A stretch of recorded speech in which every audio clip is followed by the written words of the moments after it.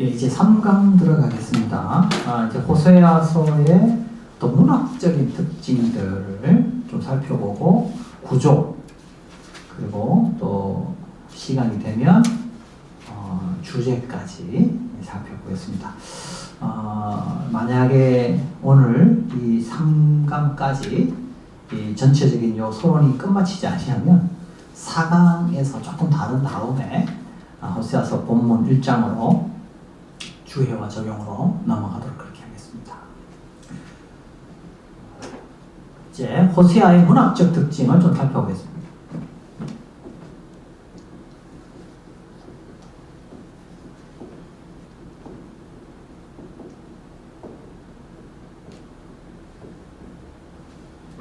호세아의 문학적 특징들 먼저 살펴보는데요.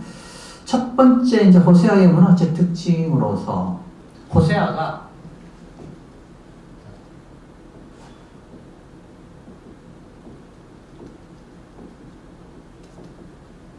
다른 책보다도 그 오경과의 많은 연관성을 보여준다 이렇게 봅니다. 이건 이제 가렛이라는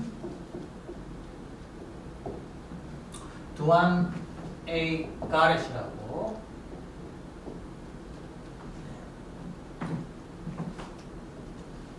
이제 그 남침례교 Southern Baptist Theological Seminary 구약 교수님 최근에 은퇴하신 걸 알고 있습니다.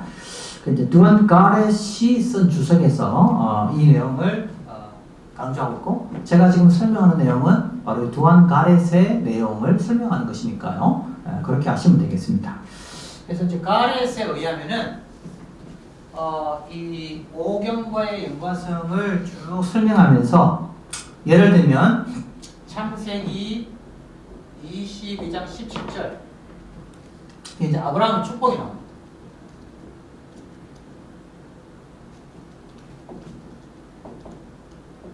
아브라함의 축복이 나오는데 이 내용이 이제 호세아서 1장 10절과 상당한 유사성을 가진다 이렇게 이제 봅니다. 그 다음에 또 창세기 1장 20에서 25절에 보면 동물 창조가 강조되고 있는데 이제 호세아서 2장 18절이 이런 창세기의 내용을 반영하고 있다 이렇게 또 보고요. 예를 들어서 또 창세기 1장 똑같습니다. 또 동물 창조 관련해서도 호세아서 4장 3절도 똑같이 이제 창세기의 동물 창조를 강조한다. 그 다음에 이제 창세기 3장 6절 여기 이제 아담의 죄, 아담의 죄가 나오는데 이게 이제 6장 7절 호세아서 6장 7절이 이걸 반영해주고 있고 하여튼 뭐 이런 내용을 쭉 나옵니다. 그 다음에 또 대표적인 게 이제 야곱 이야기 창세기 25장 19절에서 35장 15절 이게 이제 야곱의 이야기죠. 야곱의 이야기가 잘 어디서 반영되냐면 12장 2절에서 5절 그 다음에 또 이제 창세기 30장 25절에서 31장 16절 이게 이제 바로가 나옵니다. 바로 죄송합니다. 이게 이거는 죄송합니다. 이거 야곱의 자, 이거는 이제 야곱의 양, 야곱의 양에 대한 내용인데요. 이게 이제 12장 12절에서 13절 호세아서에 그렇게 나오고 있고, 그 다음에 이제 뭐 바로의 꿈 이런 것도 나오고요. 그 다음에 이제 출애굽기 같은 경우 출애굽기와 관련된 부분은 굉장히 많이 나옵니다. 7장 13절, 그 다음에 8장 4절에서 9절, 그 다음에 9장 10절, 그 다음에 10장 9절에서 10절, 11장 1절에서 4절, 기타 많은 내용이 나와서 출애굽기도 많은 연관성을 가지고 있고, 그 다음에 이제 신명기 29장 2장 9절에서 10절 이야기 이렇게 연결시켜서 설명합니다. 그 다음에 하여튼 이런 내용들이 상당히 많다.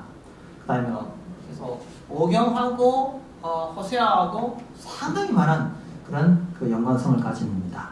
특히 아까 말한 대로 뒤에 가면 그 야곱 이야기는 상당히 그 호세아서의 중심을 두고 있기 때문에 야곱 스토리하고 호세아서의 관계가 많이 나온다.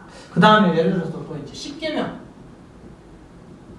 십계명과 관련해서도 호세아서에 많이 나옵니다. 예를 들어서 4장 2절, 그 다음에 13장 4절 이런 것들도 이제 우리 그 오경에 나오는 십계명과 연관성을 많이 가지고 있다 이렇게 볼 수 있습니다. 자, 이 정도로 호세아가 상당히 그 창세기하고도 많은 연관성을 가진다는 것을 우리가 좀 알 수 있었고요. 그 다음에 또 살펴볼 내용이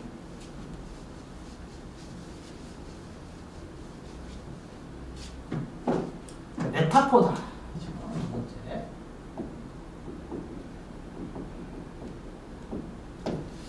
그러니까 호세아서에는 다른 어떤 책보다도 메타포가 많이 그렇게 나타납니다. 여기서 이제 우리가 그 메타포에 대해서 좀 잠깐 이해를 가지고 넘어가야 되는데요. 여러분 메타포 용법을 어떻게 이해하시나요? 메타포가 뭘까요? 왜 메타포를 사용할까요? 이 메타포에 대한 그 용법에 대한 이해를 제대로 하지 못하면 아주 극단적으로 가면 사이비로 빠질 수가 있습니다. 예를 들어서 좀 우리가 소위 말하는 그런 사이비 이단 집단들이 주로 성경을 사용할 때 이 메타포가 나올 때 이거를 단어가 비슷하다고 해서 다 가져와서 다 끼워 맞춰버립니다. 그래서 어떤 단체들은 이제 짝 맞추기 이런 거 많이 하거든요. 근데 왜 이걸 하느냐면 메타포로 나와서 똑같은 메타포가 나오는데 그걸 똑같이 연결시켜버리는 오류를 범합니다. 근데 여러분 메타포는 같은 단어를 쓰더라도 의도와 이 전달하는 내용이 다를 수가 있어요. 그래서 예를 들면 한 가지 설명해 드릴게요. 그래서 메타포라는 것은 청자, 이 메시지를 듣는 청자에게 굉장히 익숙한 사물 혹은 동물 혹은 어떤 환경이어야 돼요.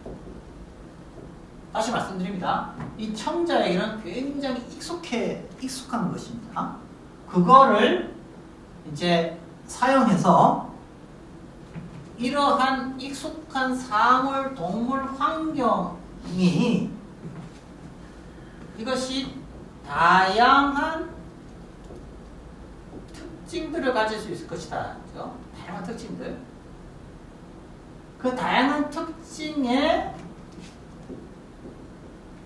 한 부분을 가지고 메시지를 전할 때 사용하는 것이 메타포입니다.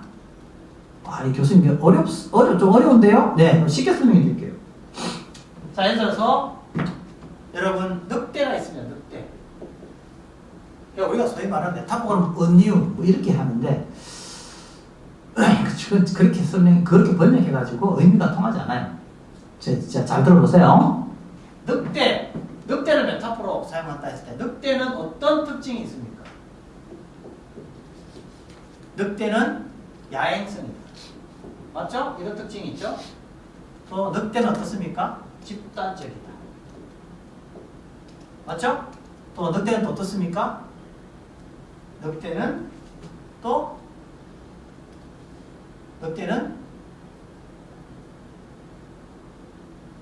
어떤 먹이를 향하여 덮칠 때 사납다.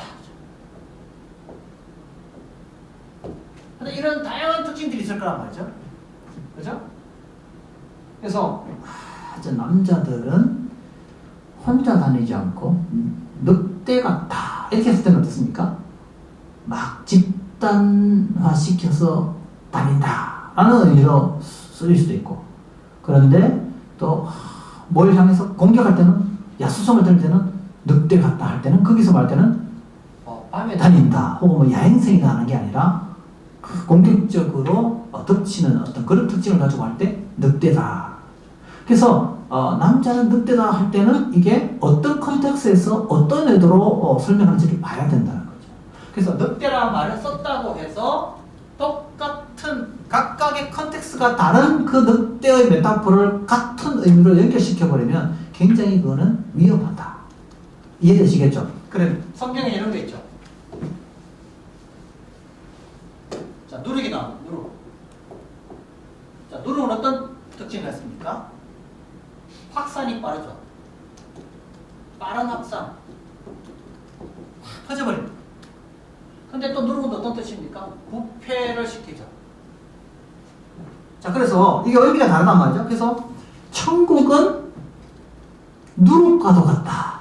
그렇게 말씀하죠. 그럼 천국은 빨리 부패시킨다. 그게 아니죠. 천국이 빨리 확산된다는 의미를 가지고 있습니다. 그러나 예수님이 또 뭐라 그러셨죠? 바리새인의 누룩을 조심하라. 그럴 때는 누룩은 어떤 뜻입니까? 부패시키는 것. 특히 율법주의적인 태도들. 이런 것들이 그 바리새인들에게 깔려 있고 그들을 점점 병들게 하는 것이죠. 그런 의미에서 누룩은 부패시키는 특징을 가지고 있고, 그러나 누룩은 또 빨리 확산되는 특징을 가지고 있고, 그래서 누룩이 나오는 그 단어의 메타포의 다양한 특징들 가운데 어떤 한 부분이냐에 따라서 의미는 달라진다. 저자가 어떤 특징을 가지고 이야기하느냐를 볼 수 있어야 된다는 거죠. 근데 이거를 보지 않고 단어가 같이 나왔다 해서 무조건 짝 맞추기, 끼워 맞추기 하니까 어떻게 됩니까? 엉망이 되는 겁니다. 그래서 성경의 메타포는 다시 말씀드리면 이거는 청자가 익숙한 사물들, 동물들 혹은 환경들을 통해서 그 특징을 너무나 잘 알고 있기 때문에 그 특징을 가지고 이것을 설명할 때 확 오는 거죠. 예를 들어서 여러분 잘 아는 시편 23편 같은 경우, 그죠? 가령 예를 들어서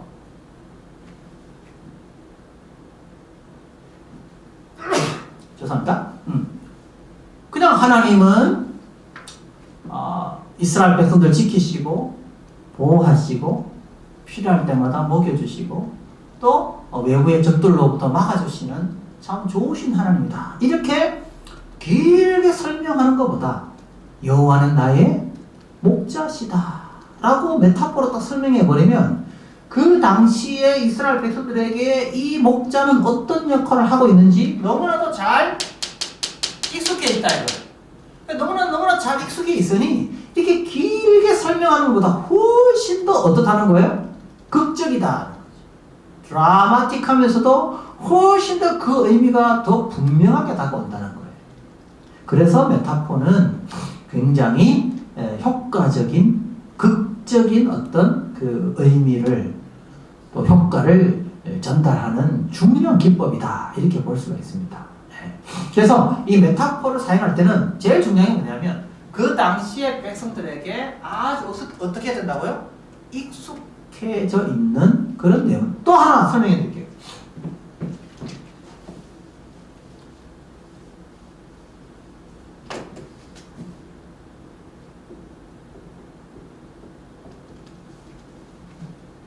여기 목이 곧은 백성이라고 그러죠. 그러니까 목이 곧은 거는 좋은 거죠. 목을 숙이고 있으면 안 좋은 거잖아요. 그죠?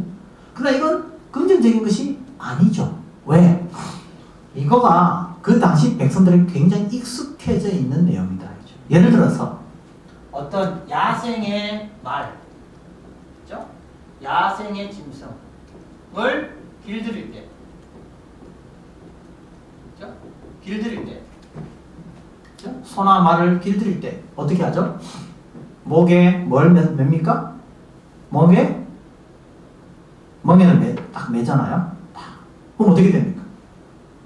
그냥 딱 그다음부터 이렇게 꼼짝 못하고 이제 이렇게 시킨 대로 따라가야 되잖아요. 그러니까 어떻게 해요?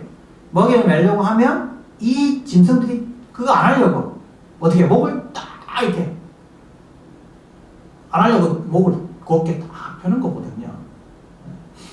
그건 뭐냐면 나 당신 말 듣기 싫어. 나 당신 시킨 대로 하고 싶지 않아. 그걸 보여주는 거거든요. 그래서 이제 우리가 목이 곧다 할 때 주로 이거 뭡니까? 교만하다. 그죠?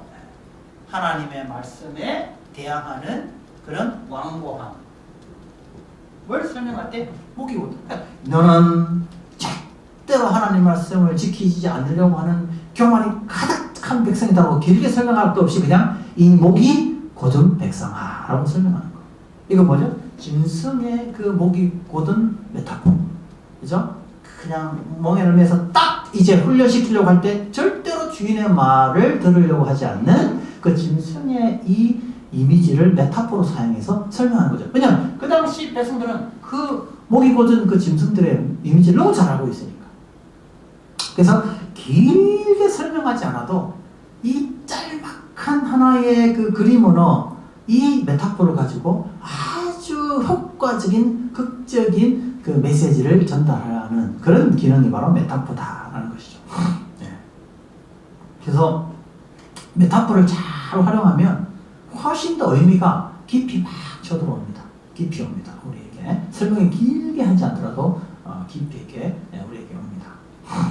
자, 그러면 특히 이제 이 메타포는 두 가지로 나눠 주시는데요. 호세아서에서 나오는 메타포는 두 가지. 크게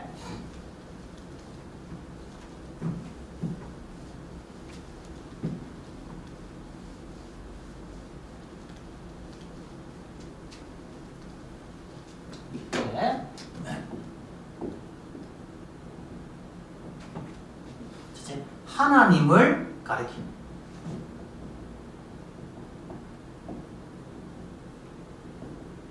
하나님을 가리키는 메타포로 메타포가 많이 등장한다. 여러분 잘 아는 첫 번째 가장 대표적인 게 뭘까요? 남편. 그렇죠? 이것도 메타포죠. 남편, 아내 이런 게 다 메타포로 쓰인다. 이거 뭐 설명을 해도 되겠죠. 너무 많이 나와서 대표적인 하나만. 그 다음에 또 좀 구더기, 그죠? 이런 것도 나오고. 그 다음에 들새 사냥꾼.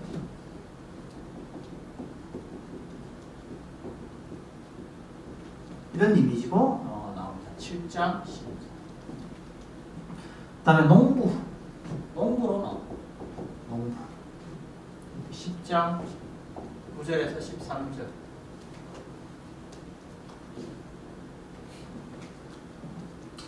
그 다음에 이제 아버지, 입양한 아버지.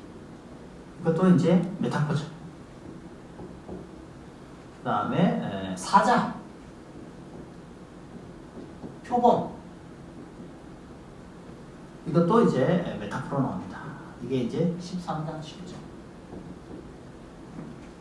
그 다음에 곰도 나옵니다. 곰으로도 나옵니다. 13장 8절. 그 다음에 의사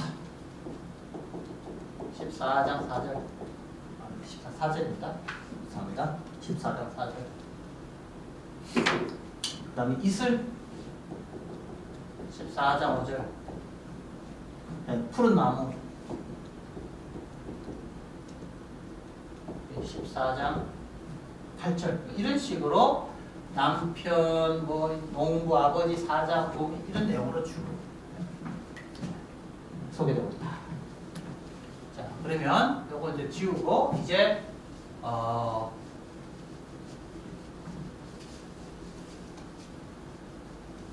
그 이스라엘을 가리키는 메타포. 이스라엘을 가리키는 메타포를 제가 좀 설명해 드리겠습니다.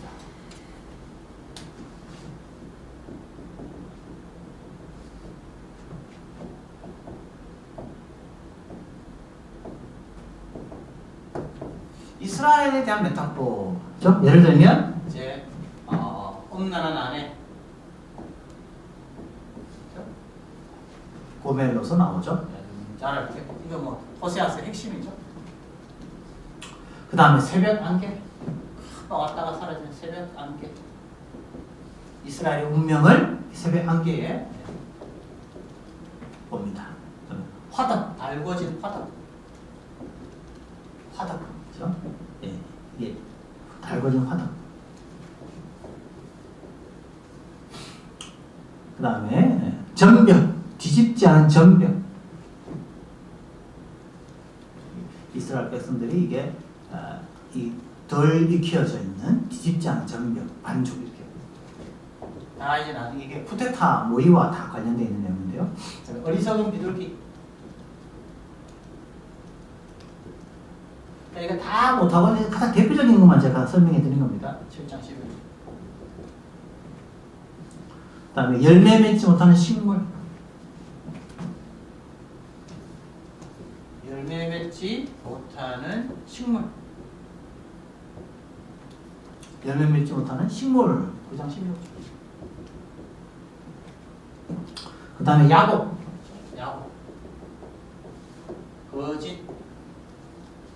거짓을 말하는 야곱. 그렇죠? 거짓에 능한 야곱. 12장을 들으시죠. 그 다음에 태에서 나오지 못하는 자식.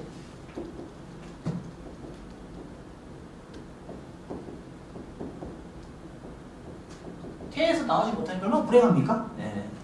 그걸 이제 설명합니다. 13장, 14장. 그 다음에 백합화, 백향목. 이건 나중에 회복에 대한 거죠.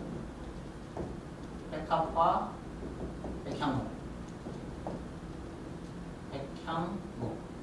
백합화, 백향목. 14장 5절. 그 다음에 또 감람나무. 이거 다 회복에 대한 겁니다. 마지막 14장 마지막이니까요. 마지막 회복입니다. 이런 식으로 또 없는 하나의 새벽, 안개, 화덕, 전병, 어리석은 비둘기 이런 내용들이 이스라엘이 가르치는 그런 메타포라고 합니다. 그래서 제가 아까 말씀드린 대로 이런 그 메타포의 용법을 가지고 이제 본문을 딱 들어가 보면 이 메타포가 그 문맥에서 어떤 의미를 가지고 있는가를 확 정확하게 우리가 이해할 수 있게 된다 이렇게 볼 수 있습니다. 이제 그러면 호세아서의 그 구조를 좀 보도록 하겠습니다. 호세아서 구조.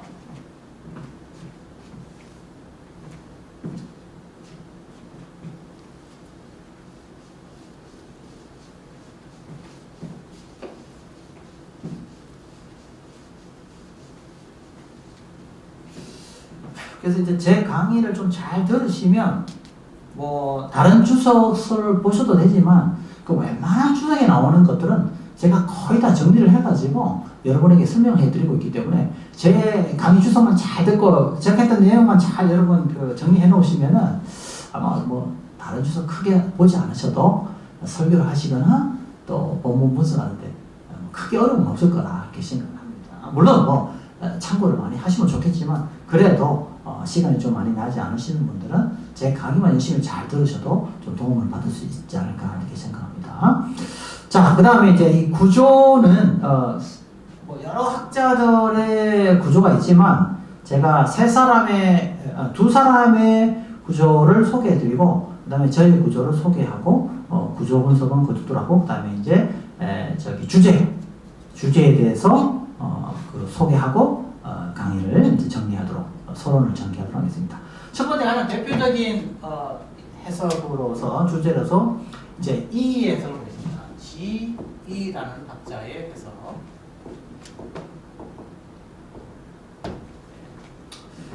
이의 구조 분석은 아주 심플합니다. 뭐냐면 1장에서 3장, 그 다음에 4장에서 11장, 그 다음에 12장에서 14장. 그래서 A, B, A 다시. 그래서 1장에서 3장은 안에 이스라엘 모티브,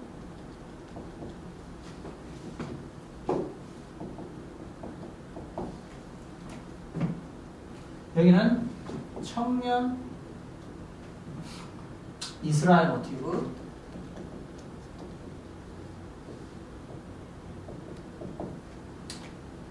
마지막 다시 또 안에 이스라엘 모티브. 이렇게 이제 세 가지 해석으로 나누는데 굉장히 간결하고 보기도 편하죠. 이 해석에 조금 제가 아쉬움이 뭐냐면 이 4장하고 또 12장 요 내용은 사실은 같은 그 장르상으로 같이 연결시켜 주는 것이 저는 좀 좋겠다. 그래서 저는 이의 구조 분석은 조금 저는 아쉽다. 요 두 가지를 같은 하나의 섹션으로 그래서 저는 크게 1장에서 3장하고 4장, 14장으로 이렇게 크게 나누고 그 다음에 여기서 또 4장에서 11장하고 12장에서 14장 이렇게 세부적으로 나누는 것이 훨씬 더 구조적으로 저는 맞다 이렇게 생각합니다. 그 다음에 이제 치즘이라는 학자, 이분도 보수적인 학자인데요. 치즘의 해석도 굉장히 또 참고할 만합니다. 치즘은 어떻게 해석하는가 한번 보겠습니다.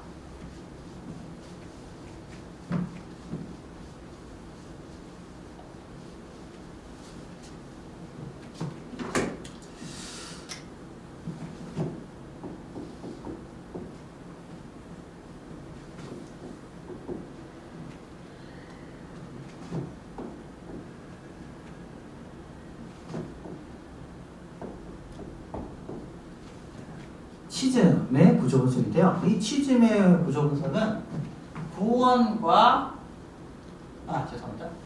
치즘의 구조 분석은 심판과 구원이라는 주제를 가지고 전체를 봅니다. 이것도 제가 볼 때는 굉장히 독특한 치즘의 구조 분석이다 이렇게 봅니다. 그래서 이게 이제 심판과 구원이 이렇게 왔다 갔다 한다. 그렇죠? 심판을 이야기했다가 구원을 이야기하고, 심판을 이야기했다가 구원을 이야기하고. 그러니까 이런 해석인데요. 이게 이제 제가 크게 요약을 좀 해볼게요. 치즘의 분석을 요약을 하면,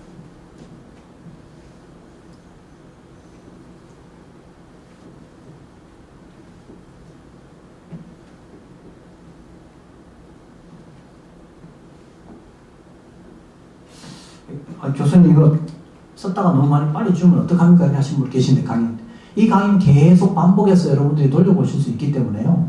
제가 이거 빨리 지나가더라도 큰 문제가 안 되리라고 생각합니다. 왜냐하면 이 강의 끝나고 못 볼 수 있는 게 아니고 여러분들이 계속 다시 돌려서 보고 할 수 있기 때문에요. 제가 이렇게 필기해 놓은 거는요. 영상을 올려가 있으니까 지금 처음 강의 들을 때 못 따라오시더라도 나중에 다시 또 반복해서 보시면 문제가 없을 거라고 생각합니다. 자, 그래서 이게 이제 이 치점은 이 호세아서 전체를 5개의 패널로 봅니다.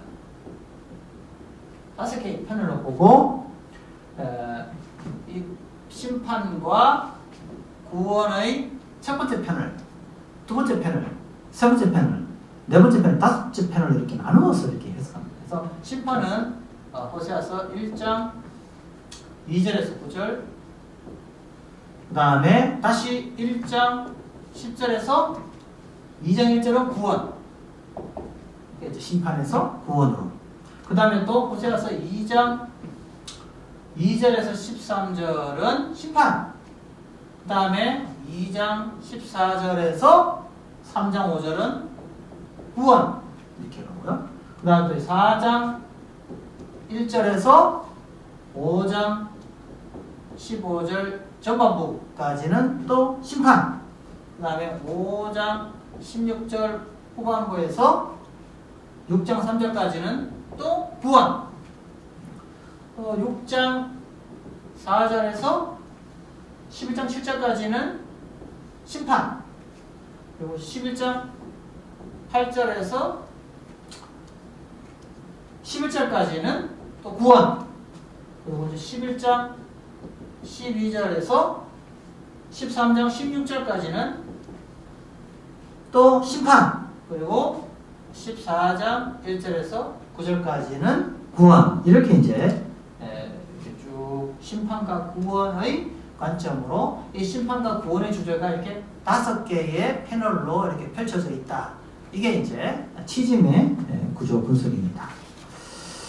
제가 볼 때는 치즘의 이 구조 분석도 사실 기존의 여러 학자들이 보지 못했던 그런 안목을 제공해 준다는 점에서 치즘의 해석이 좀 유익하지만 제가 볼 때는 취임의 구조 분석의 조금 한계가 뭐냐면은 이 아까 말씀드린 1장과 3장과 4장하고 14장의 요 독특한 어떤 차이, 구분을 잘 드러내지 못하고 있다는 점에서 약간 한계점을 가지고 있다. 저는 그렇게 봅니다. 그래서 이제 저의 구조 분석을 이제 좀 소개를 해드리면,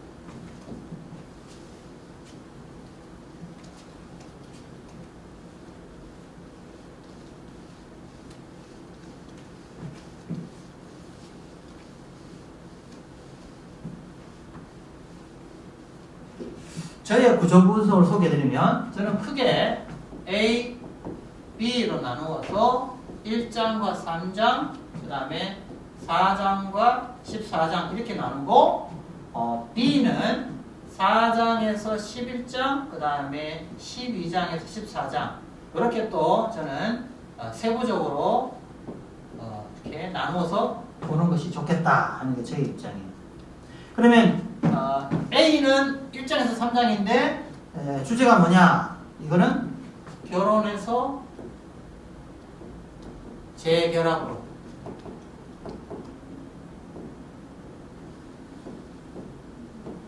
하나님 결혼으로 시작했는데 또 파국이죠. 그러나 다시 재결합. 물론 여기 파국이 있죠. 그러나 파국을 넘어서 재결합으로 가는 것이 이게 이제 그 전반부라면 후반부는 심판에서 회복으로.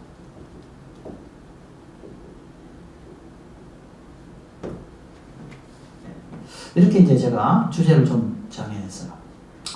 그래서 그리고 1장에서 3장은 이렇게 구조를 보았습니다.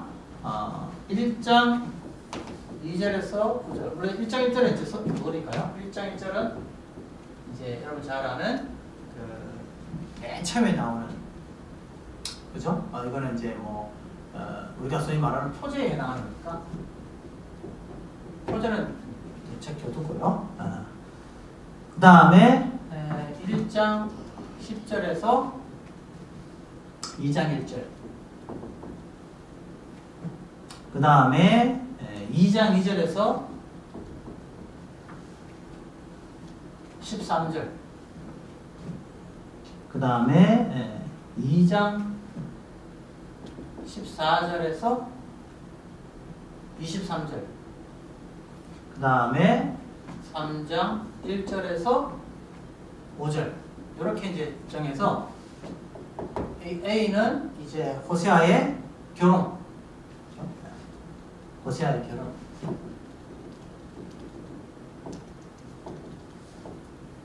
그 다음에 마지막 A 다시는 호세아의 재결합.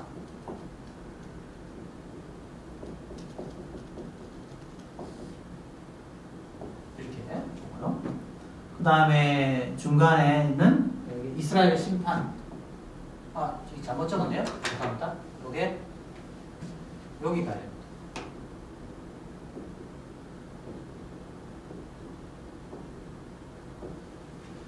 다음에 이제 두 번째 중간에 B와 B 다시. 이거는 이제 이스라엘의 심판.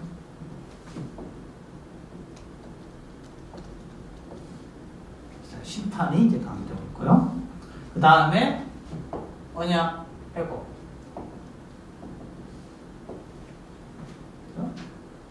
여기도 아내의 심판,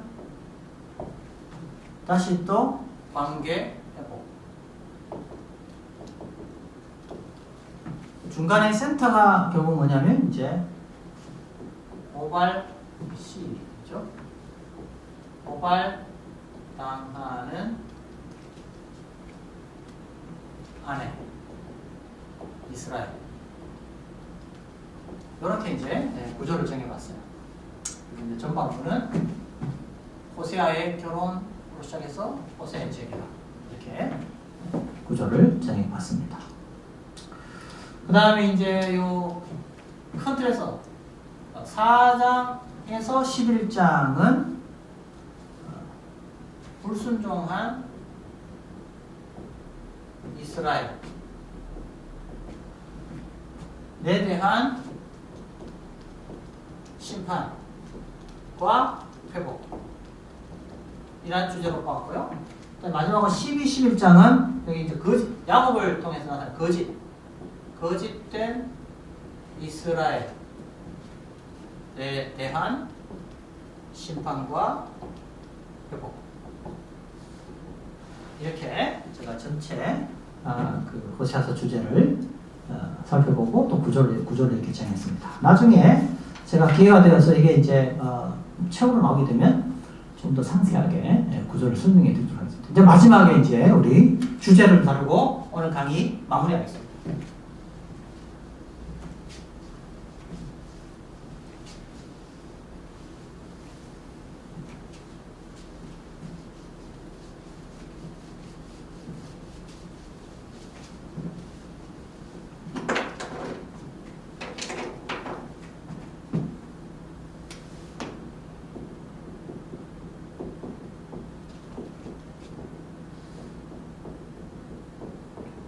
주제 중심 사상 마실게요. 첫 번째,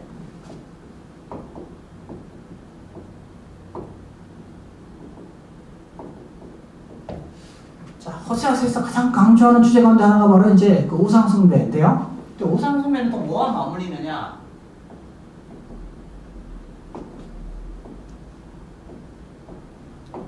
혼합주의와 맞물려 간다. 그죠? 이게 무슨 말이냐면 이제 호세아 시대의 백성들에게 있어서 여호와 신앙과 우상 숭배가 이게 구별이 안 가게 되어버려요. 섞여버려요. 이걸 말하냐 우리가 혼합종교다 그러거든요. 그래서 그 가장 대표적인 비문 8세기에 발견된 쿤딜렛 아주르드라고 비문이 있습니다. 제가 이제 영어로 써드리면 쿤딜렛 아주르드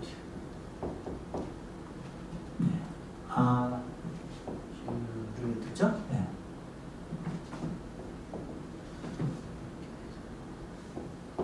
쿤딜렛 아주르드라는 비문이 발견됐습니다. 이 비문에는 어떤 글이 나오냐면 이게 8세기니까요. 8세기니까 이제 호세아 시대하고 연결이 되죠. 8세기나 혹은 9세기 그렇게 보기 때문에요. 이런 표현이 있습니다. 영어로 이제 번역된 겁니다. Bless you by 야훼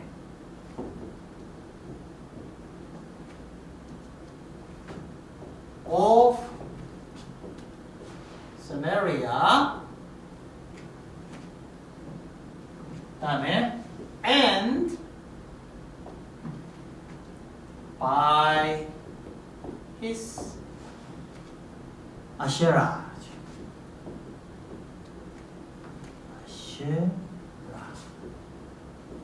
이렇게 이제 비문이 나옵니다. 이걸 이제 그대로 번역하면 어떻게 됩니까? 나는 너를 축복하는데, 그렇죠? 어떻게 축복한다는 거죠? 사마리아의 여호와와 그의 여기 중에 그의 아세라의 이름으로 축복한다.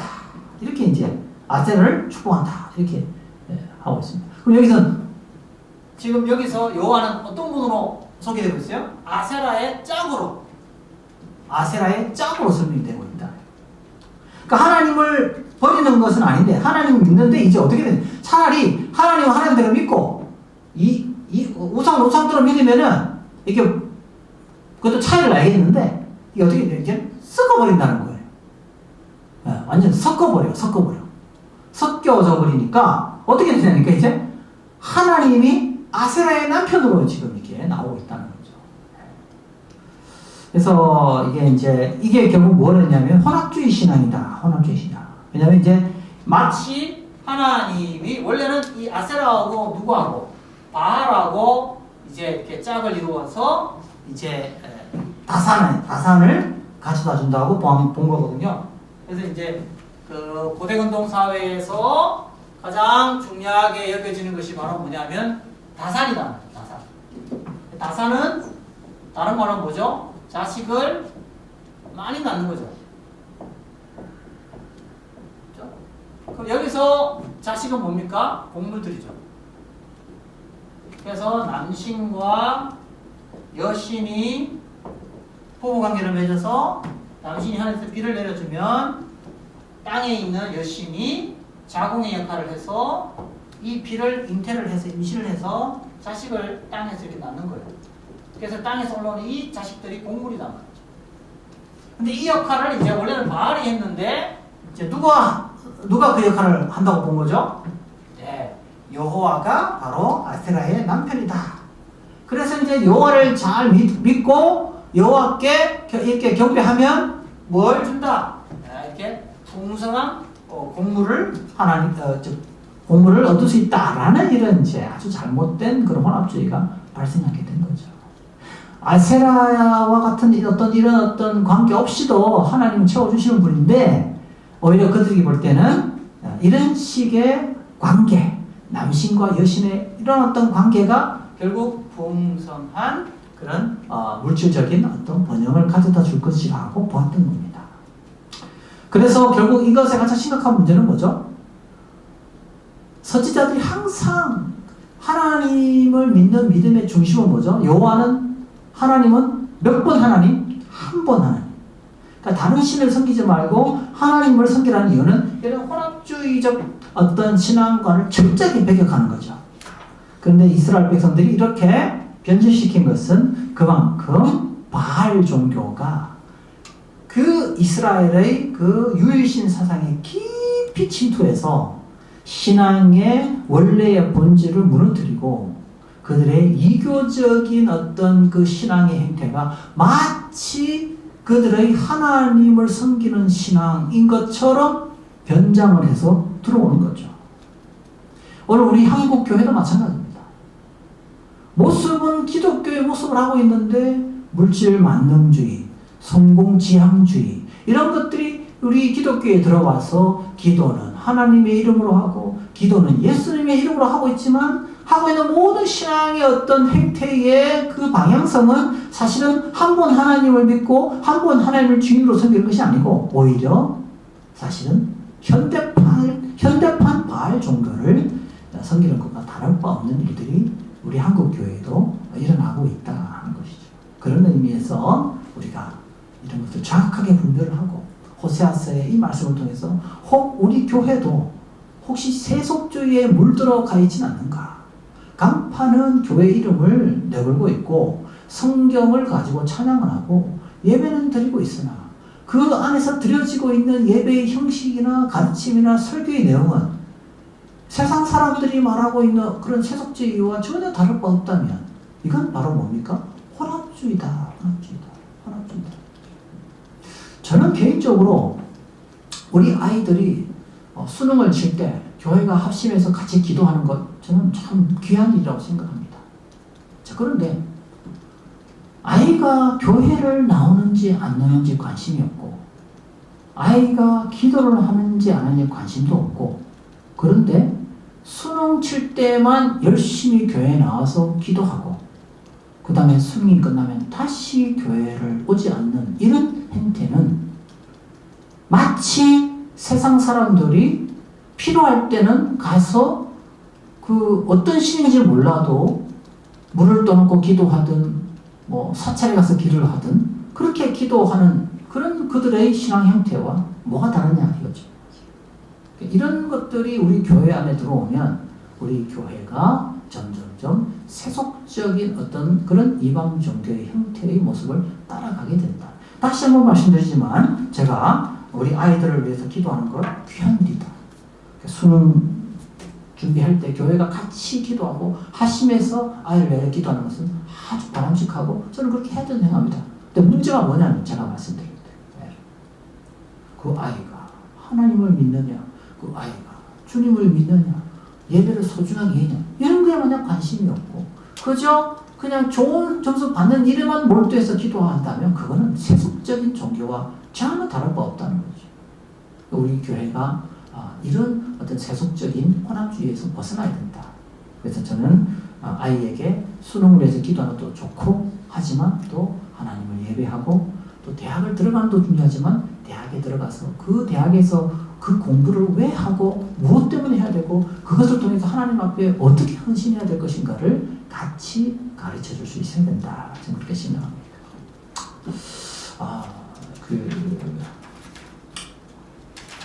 두 번째로 우리 그 중요한 주제가 하나가 뭐냐 하면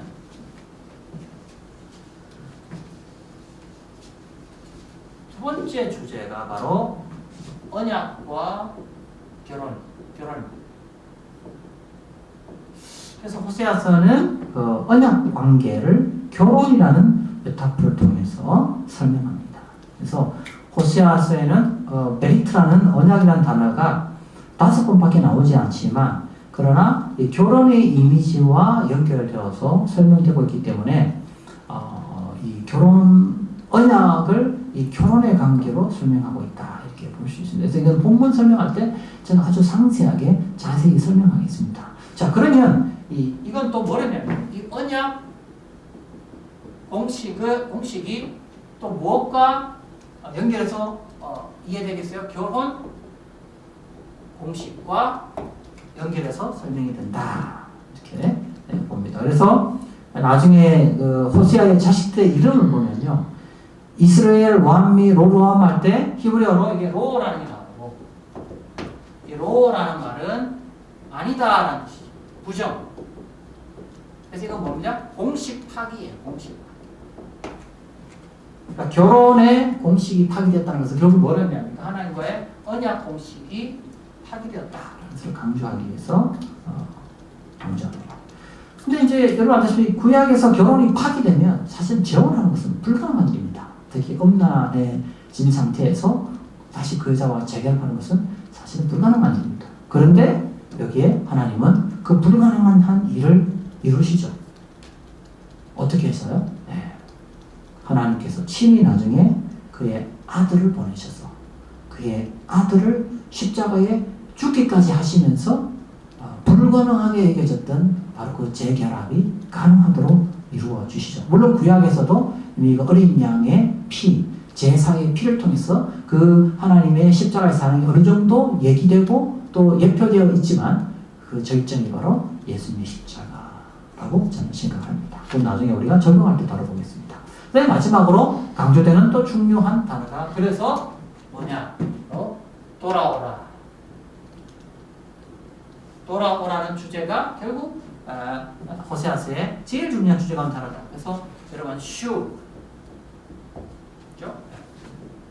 슈, 돌아오라는 주제가 호세아서의 핵심 단어다. 그래서 호세아 전반부 후반부에 항상 동일하게 강조되어지는 중요한 주제가 슈부다. 자, 그러면 호세아가 강조하려고 하는 내용은 뭘까요? 예. 아내가 바람이 났어요. 아내가 음란했어요. 아내가 떠났어요. 그럼에도 불구하고 호세아서에 나타난 하나님은 어떤 분이냐? 끝까지 따라 이 바람난 여인을 버리지 않아요. 바람난 여인을 포기하지 않아요. 그래서 호세아서를 열심히 읽으면 우리는 이 하나님의 그 모습에서 무엇을 발견하느냐? 좀 이렇게 죄송합니다만 좀 그 못난 남편처럼 보여져요. 바람나서 떠났는데 그 바람난 여인을 포기하지 못하고 계속 따라가는. 그래서 돌아오라고. 이제 너 바람났는데 그 바람난 거기서 돌아오라고. 계속 돌아오라고 하면서 바람난 여인을 계속 따라가는 그 못난 남편. 바로 그 이미지가 저는 호세아서의 핵심 이미지다, 이렇게 생각합니다. 그래서 결국 이 바람난 여인이 그 바람난 그 다른 여인과의 관계에서 파국을 맺고 더 처절한 고통을 느끼면서 그 돌아오라는 그 남편의 그 손짓을 다시 바라보면서 결국 돌아오는 그 모습이 어쩌면 신약에 보면 탕자가 그 파국을 맞고 난 다음에 멀리서 기다리고 있는 그 아버지의 모습을 보며 돌아오는 그 모습이 어쩌면 호세아서에 나오는 이 고멜의 모습, 그리고 오늘 우리의 모습과 서로 연결되지 않는가 이렇게 생각합니다. 그런 의미에서 호세아서에서의 제일 중요한 회복의 중심은 회개할 때까지 기다리시는 하나님의 끊임없는 기다림의 사랑이라고 생각합니다. 그렇게 돼요. 그러므로 우리의 회복은 어디에 있습니까? 우리를 포기하지 않는, 우리를 기다리시는 그 하나님께로 돌아가는 것입니다. 호세아서는 바로 이 돌아감의 이 회복의 길을 강조하고 있습니다. 우리 이제 네 번째 강의부터 이 하나님의 이 추격하셔서 바람난 여인을 포기하지 아니하시는 그 하나님의 사랑을 좀 더 구체적으로 살펴보려고 합니다. 이상 오늘 강의를 마치겠습니다.